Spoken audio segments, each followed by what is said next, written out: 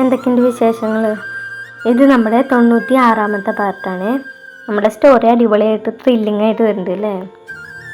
അപ്പോൾ നമുക്ക് സ്റ്റോറിയിലേക്ക് പോയാൽ കൂടുതൽ വലിച്ചു നീട്ടുന്നില്ല. അപ്പോൾ ഇതിൻ്റെ അർത്ഥം എന്താണ്? അവളുടെ ഡ്രസ്സിൻ്റെ ഇടയിൽ നിന്ന് താലി പുറത്തേക്ക് ഇട്ടുകൊണ്ട് ശിവ ചോദിച്ചു. അത് പിന്നെ പാറുണ ആകെ പതറിപ്പോയിരുന്നു. ഒപ്പം ശിവ അവളുടെ ഇടുപ്പിലേക്ക് കൈ ചേർത്ത് തന്നിലേക്ക് ചേർത്ത് പിടിച്ചു. പാറുണ സർവ്വശക്തിയെടുത്ത് പിന്നിലേക്ക് തള്ളി. വീട്ടിൽ കയറിയൊന്ന് താൻ എന്താടോ കാണിക്കുന്നത്? ഇറങ്ങിപ്പോടോ, ഇവിടെ തൻ്റെ ആരുമില്ല. എനിക്കറിയാം എൻ്റെ കുഞ്ഞൂടെ ഉണ്ടെന്ന്. ഇല്ല ഇല്ല ഇല്ല, തൻ്റെ ഒരു കുഞ്ഞൂടെ ഇല്ല. അവളത് പറഞ്ഞതും അകത്തുനിന്നും കുഞ്ഞിൻ്റെ കരച്ചിൽ കേട്ട് ഒരുമിച്ചാണ്. അത് കേട്ട് ശിവയുടെ മുഖത്ത് ഒരു വിജയ ചിരി പടർന്നിരുന്നു. കുഞ്ഞിൻ്റെ കരച്ചിൽ വീണ്ടും ഉയർന്നതും പാറുണ അകത്തേക്ക് ഓടി. അവളുടെ പിന്നാലെ ശിവയും. പാറുണ വേഗം കുഞ്ഞിനെ എടുത്ത് ആശ്വസിപ്പിക്കാൻ തുടങ്ങിയതും കുഞ്ഞിൻ്റെ കരച്ചിൽ നിന്നു. ശിവ റൂമിൽ കയറി വന്നതും പാറുണ കയ്യിലിരിക്കുന്ന കുഞ്ഞിനെ കണ്ട് അവൻ്റെ ഹൃദയമിടിപ്പ് വർദ്ധിക്കാൻ തുടങ്ങി. കുഞ്ഞിൻ്റെ അടുത്തേക്ക് ഓടിച്ചെന്ന് അവളെ എടുക്കണമെന്നും ഒമ്മുക കൊണ്ട് മൂടണമെന്നും തോന്നി. പക്ഷേ നിന്നിടത്ത് നിന്ന് ഒരടി പോലും നീങ്ങാൻ കഴിയുന്നില്ല. പാറുണ കുഞ്ഞിനെ എടുത്ത് അങ്ങോട്ടും ഇങ്ങോട്ടും നടന്നു. കുഞ്ഞുറങ്ങി. കുഞ്ഞിനെ ബെഡിൽ കിടത്തി തടസ്സമായി തലവണ വെച്ച് അവൾ പുറത്തേക്ക് ഇറങ്ങി. ഒരു നോട്ടം പോലും തന്നെ നോക്കാതെ പാറുണ പോയത് അവൻ്റെ മനസ്സിൽ ഒരു വേദന സൃഷ്ടിച്ചിരുന്നു. ശിവ വിറയ്ക്കുന്ന കാലടികളോടെ കുഞ്ഞിൻ്റെ അരികിലേക്ക് നടന്നു. ബെഡിൽ മോളുടെ അരികിലായിരുന്നു. രശ്മി പറഞ്ഞു വളരെ ശരിയാണ്. ശരിക്കും എന്നെ പോലെയാണ് മോളും. കഴുത്തിലെ ആ മറുകു പോലും അതേപോലെ ഉണ്ട്. അവൻ കൈ ഉയർത്തി മോളുടെ നെറുകിൽ തലോടാൻ നിന്നു. പെട്ടെന്ന് എന്തോർത്ത പോലെ കൈ പിൻവലിച്ചു. താൻ ഹോസ്പിറ്റലിൽ നിന്നാണ് വന്നിരിക്കുന്നത്, ഒന്ന് ഫ്രഷ് ആയിട്ടും കൂടിയില്ല. അവൻ വേഗം റൂമിൽ നിന്നും പുറത്തേക്ക് ഇറങ്ങി. പാർവണിയെ നോക്കുമ്പോൾ അവൾ ബാൽക്കണിയിൽ എന്തോ കാര്യമായ ആലോചനയിലാണ്. അവൻ ശബ്ദമുണ്ടാക്കാതെ വാതിൽ തുറന്ന് പുറത്തേക്ക് ഇറങ്ങി. റോഡിന്റെ സൈഡിലായി ഇങ്ങോട്ട് വരുമ്പോൾ ഒരു ഷോപ്പ് കണ്ടിരുന്നു. അവൻ അവിടെ നിന്നും ഒരു ടീഷർട്ടും ഷോർട്സും വാങ്ങി തിരികെ വന്നു. പാറുണ അപ്പോഴും അതേ നിൽപ്പിൽ തന്നെയാണ്. അവൻ ഡ്രസ്സുമായി ബാത്റൂമിലേക്ക് കയറി. ഞാൻ എൻ്റെ ജീവിതത്തിൽ ഒരാളെ കല്യാണം കഴിച്ചിട്ടുള്ളൂ. ഒരാൾക്ക് മാത്രമേ ഞാൻ എൻ്റെ ശരീരവും മനസ്സും പകർന്നു നടന്നിട്ടുള്ളൂ. ഇപ്പോൾ ഇവിടെ വന്നിട്ട് തന്നെയല്ലേ ഞാൻ എൻ്റെ കുഞ്ഞിനെ അന്വേഷിക്കണ്ടേ?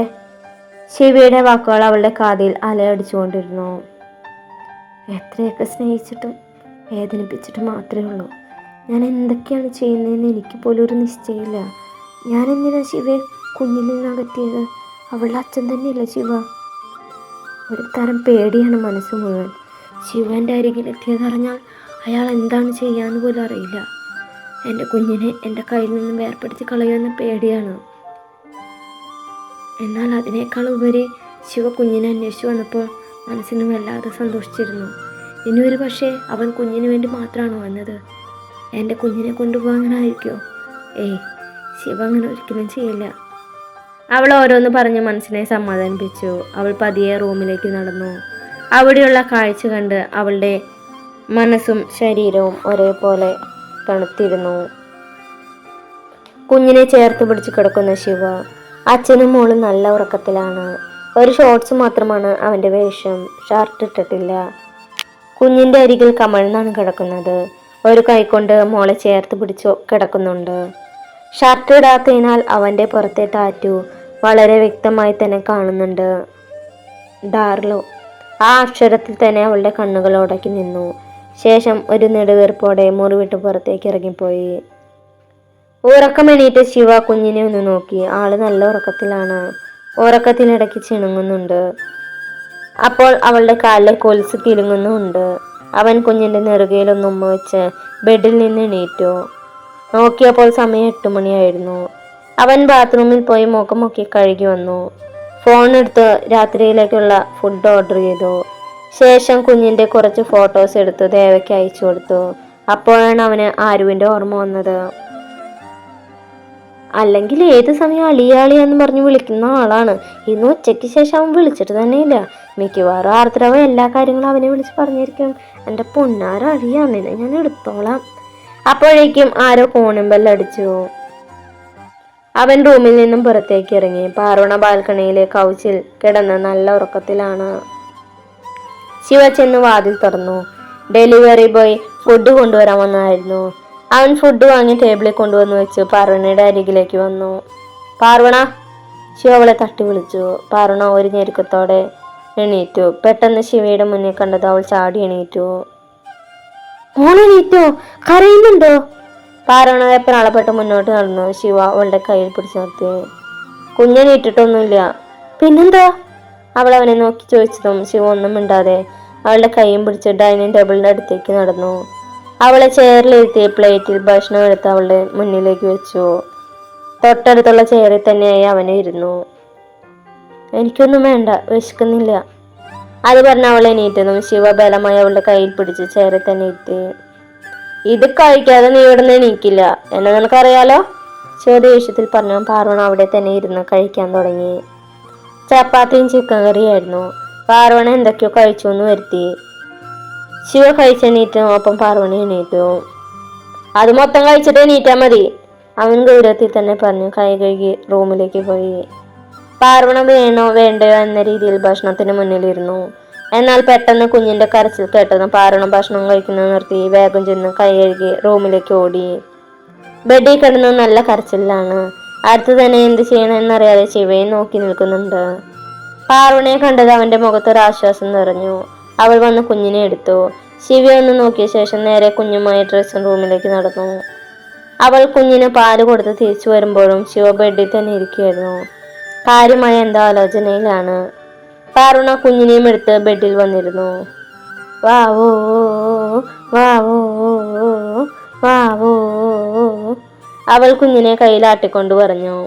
താൻ വന്ന് കുഞ്ഞിന്റെ തലയിൽ തലോടിയതും കുഞ്ഞുറക്കം ഉണർന്ന് കരയാൻ തുടങ്ങി.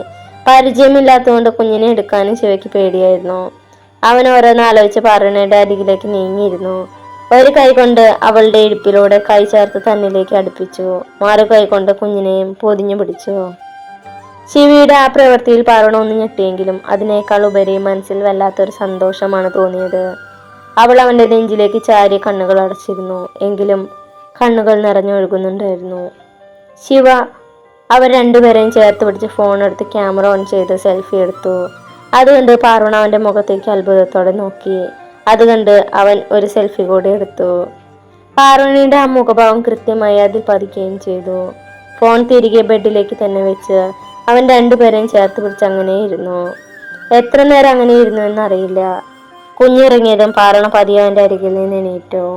കുഞ്ഞിനെ ബെഡിൽ കിടത്തി ഒരു ഭാഗത്ത് തടസ്സമായി തലവണ വെച്ചതിന് ശേഷം അവൾ പുറത്തേക്ക് നടന്നു.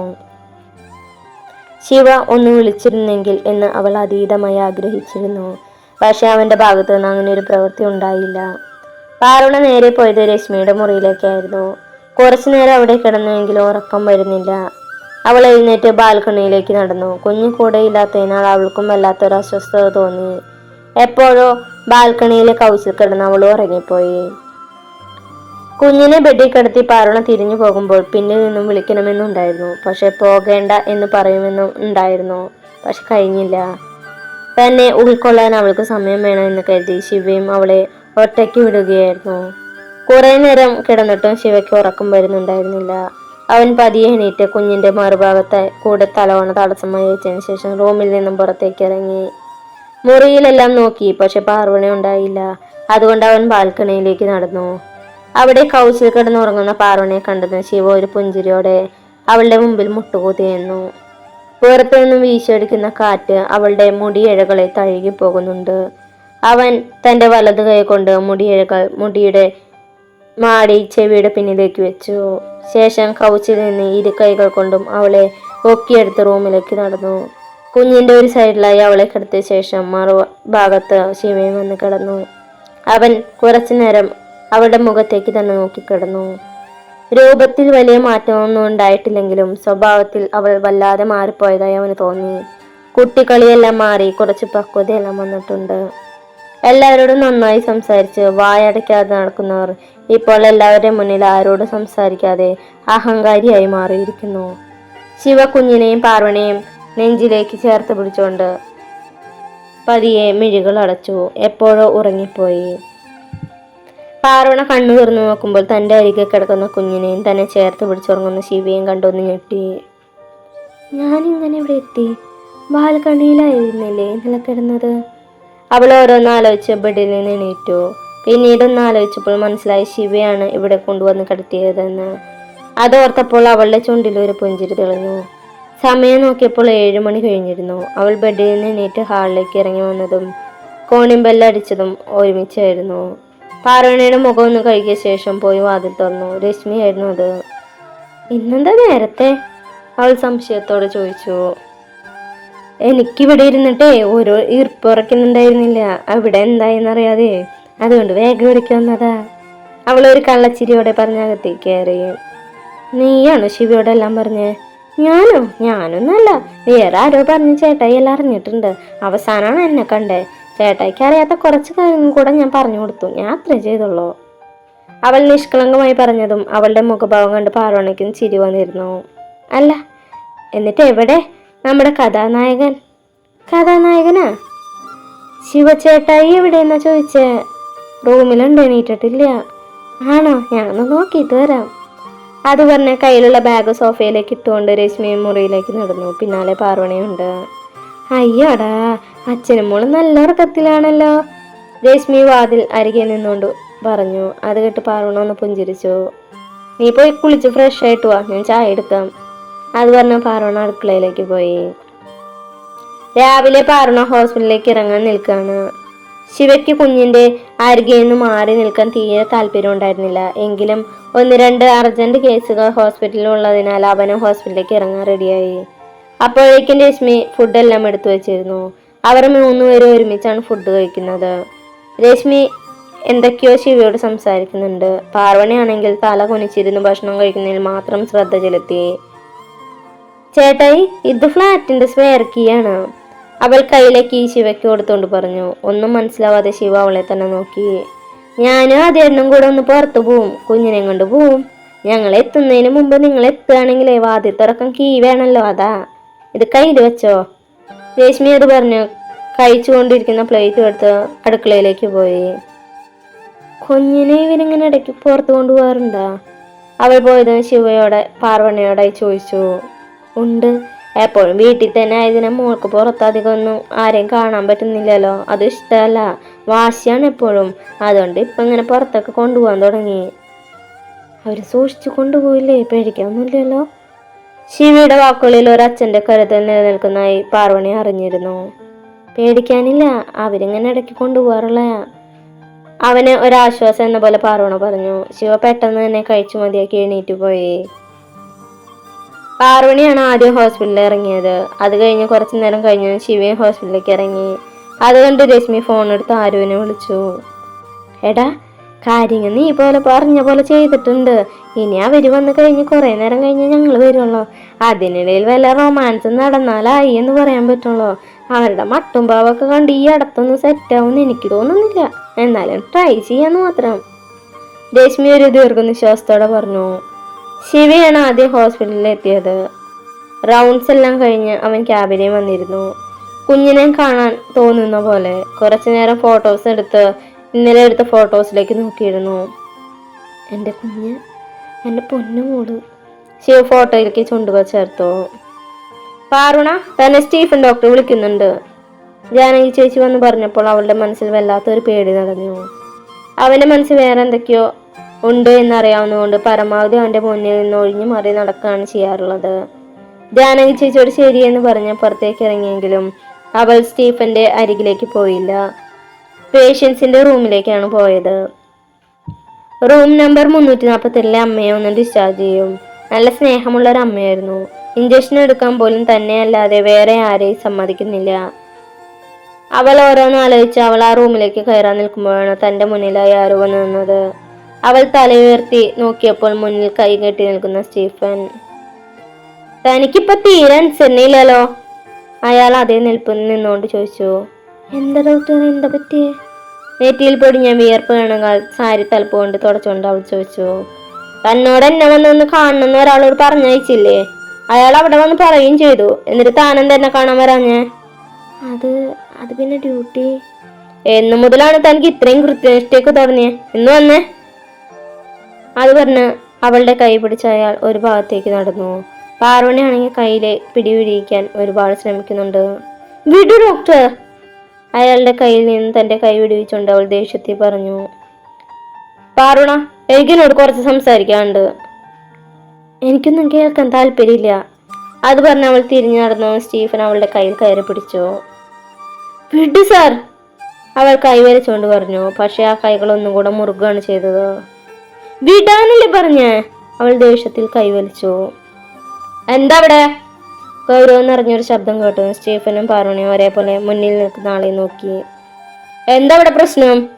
പാറുണിയുടെ കയ്യിൽ പിടിച്ചിരിക്കുന്ന സ്റ്റീഫന്റെ കയ്യിലേക്ക് നോക്കിക്കൊണ്ട് ശിവ ചോദിച്ചു. പാറുണിക്ക് ഇപ്പൊ ഡ്യൂട്ടി ടൈം അല്ലേ? മറുപടി ഒന്നും ലഭിക്കാതെ അവൻ വീണ്ടും ചോദിച്ചു. ഡോക്ടർ പൊക്കോളൂ, പാറുണി ഇപ്പൊ വരും. എനിക്ക് ഇവളോട് കുറച്ച് സംസാരിക്കാനുണ്ട്. സ്റ്റീഫൻ അവളെ നോക്കി പറഞ്ഞു. പറ്റില്ല, ഇത് ഡ്യൂട്ടി ടൈമാണ്. പാറുണ എന്റെ ഡിപ്പാർട്ട്മെന്റിലാണ് വർക്ക് ചെയ്യണേ, അതുകൊണ്ട് പാറുണ വരൂ. ശിവ അവളെ നോക്കി പറഞ്ഞു. ആയിക്കോട്ടെ, ഞാൻ പാറുണെ ഇപ്പൊ തന്നെ പറഞ്ഞയക്കാം, താൻ പൊക്കോളൂ. ശിവയ്ക്ക് അപ്പോഴേക്കും വല്ലാതെ ദേഷ്യം വരുന്നുണ്ടായിരുന്നു. അവൻ പാറുണയുടെ കയ്യിൽ പിടിച്ച സ്റ്റീഫന്റെ കൈ അഴിച്ചെടുത്തു. വാടി, ശിവ ദേഷ്യത്തോടെ വിളിച്ചു. ശിവയ്ക്ക് പാറുണയായിട്ട് 2-3 ദിവസം പരിചയമല്ലേ ഉള്ളൂ, അതുകൊണ്ട് കൂടുതൽ അധികാരമൊന്നും കാണിക്കേണ്ട ആവശ്യമില്ല. എന്നേക്കാൾ കൂടുതൽ പരിചയം തനിക്ക് വരാൻ സാധ്യതയില്ല. ശിവ പുച്ഛത്തോടെ കൈകെട്ടി നിന്നുകൊണ്ട് പറഞ്ഞു. ഞങ്ങൾ തമ്മിൽ മാസങ്ങളുടെ പരിചയമുണ്ട്, അല്ലാതെ ഇന്നലെ കയറി വന്നവരുടെ പോലെയല്ല. അത് കേട്ടതിന് ശിവ ദേഷ്യം കൊണ്ട് ശ്വാസം നാഞ്ഞു വലിച്ചു. ഏതർത്ഥത്തിൽ നോക്കുകയാണെങ്കിലും ഇവളിൽ എന്നേക്കാൾ കൂടുതൽ പരിചയം നിങ്ങൾക്കുണ്ടാവാൻ സാധ്യതയില്ല. പിന്നെ മേലാൽ ഇതുപോലെ ഞാൻ വല്ലതും കണ്ട ഞാൻ അപ്പ പറയാം. അത് പറഞ്ഞ് ശിവ പാറുവിൻ്റെ കൈയും പിടിച്ച് തൻ്റെ ക്യാബിനിലേക്ക് വന്നു. ക്യാബിനുള്ളിലേക്ക് കയറി വാതിലടച്ച് അവൻ പാറുവിൻ്റെ കയ്യിലെ പിടിവിട്ടു. എന്താ അവൻ പറഞ്ഞേ? സ്വദേശത്തി ചോദിച്ചു. ഒന്നും പറഞ്ഞില്ല. അവൻ നിന്റെ കയറി പിടിച്ചപ്പോ നീ എന്തൊന്നും മിണ്ടാതെ നിന്നേ? ഞാൻ പലവട്ടം പറഞ്ഞതാ കയ്യിൽ നിന്ന് വിടാൻ, അയാൾ കേൾക്കാതിരുന്നേ. നീ പൊക്കോ. ശിവ അത് പറഞ്ഞു പാറുണ തലയാട്ടിക്കൊണ്ട് പുറത്തേക്ക് പോയി. അപ്പോൾ നമ്മുടെ ഇന്നത്തെ പാർട്ട് കഴിഞ്ഞു. നല്ലൊരു പാർട്ടായിട്ട് നാളെ കാണാം. കുറച്ച് വെള്ളിയുണ്ട് കേട്ടാ, അതൊന്നും ക്ഷമിക്കണം. അപ്പോൾ നാളെ കാണാം കേട്ടോ. Bye, thank U.